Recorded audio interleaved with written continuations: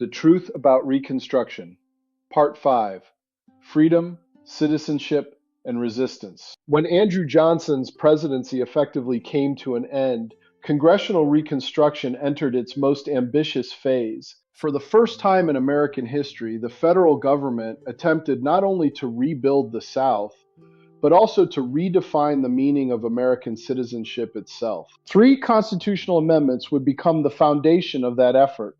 Together, they are often called the Reconstruction Amendments. The 13th Amendment had already abolished slavery throughout the United States. Ratified in December 1865, it ended an institution that had existed in North America for more than 2 centuries. But ending slavery did not automatically guarantee equality. Formerly enslaved people were free, but what rights did freedom actually include? Congress sought to answer that question with the 14th Amendment. Ratified in 1868, it declared that anyone born or naturalized in the United States was a citizen of the United States and of the state in which they lived. It also prohibited states from denying any person equal protection under the law or depriving citizens of life, liberty, or property without due process. These principles remain among the most important constitutional protections in American law today. The 14th Amendment overturned the Supreme Court's infamous Dred Scott decision of 1857, which had ruled that African Americans could not be citizens of the United States. It fundamentally redefined American citizenship. Yet another major question remained. Could states still prevent Black Americans from voting? Congress answered that question with the 15th Amendment. Ratified in 1870, it declared that neither the federal government nor the states could deny a citizen the right to vote on account of race, color, or previous condition of servitude. For millions of formerly enslaved men, this represented an extraordinary transformation. Only a few years earlier, many had lived in bondage. Now they could vote, hold office, serve on juries, and help shape the future of the nation. It is important to note, however, that the 15th Amendment did not guarantee voting rights for women regardless of race. That debate would continue for another 50 years until the ratification of the 19th Amendment in 1920. The elections that followed demonstrated just how dramatic these changes had become.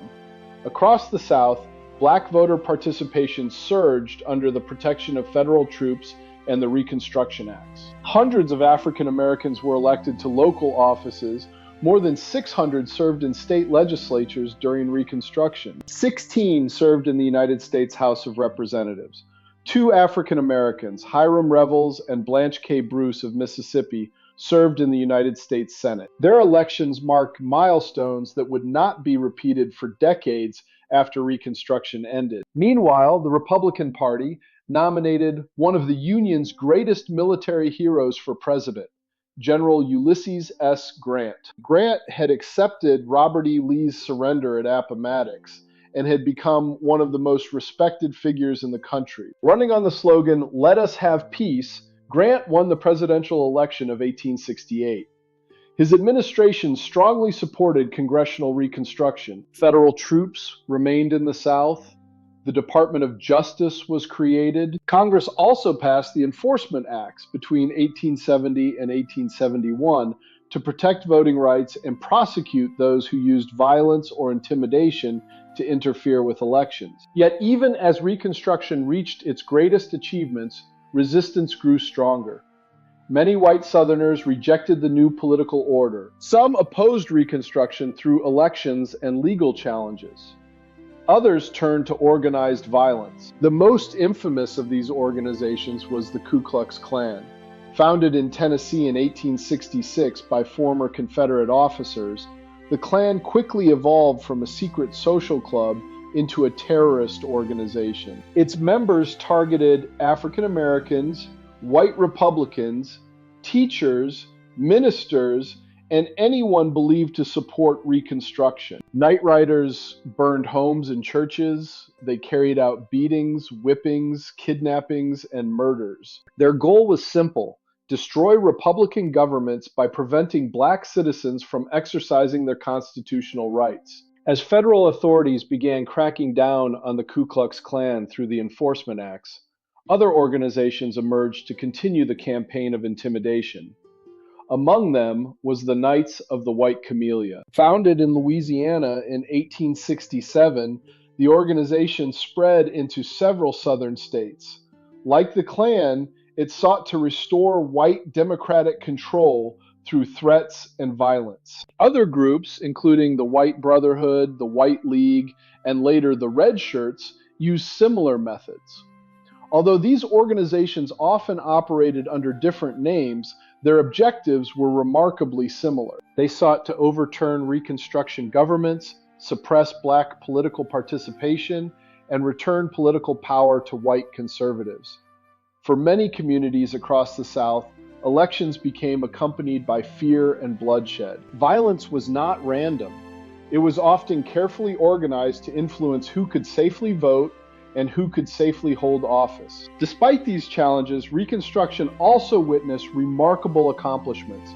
Southern states established the region's first statewide public school systems. New hospitals and charitable institutions were created. Infrastructure damaged during the Civil War slowly began to recover. African American churches, schools, businesses, and civic organizations flourished despite enormous obstacles. Reconstruction became one of the most ambitious efforts in American history to create a more inclusive democracy. Yet its successes remain fragile. Economic hardship, political divisions, corruption, and persistent violence continued to weaken public support in the North. Many Americans began asking whether Reconstruction could continue indefinitely. The answer would shape the next generation of American history. In the next episode, we'll examine the Panic of 1873, growing Northern fatigue with Reconstruction, the disputed election of 1876, and the Compromise of 1877. We'll also explore what happened to many of Reconstruction's gains in the decades that followed, and why historians continue to debate this pivotal era. As always, thanks for watching. If you found this video informative, please like and subscribe.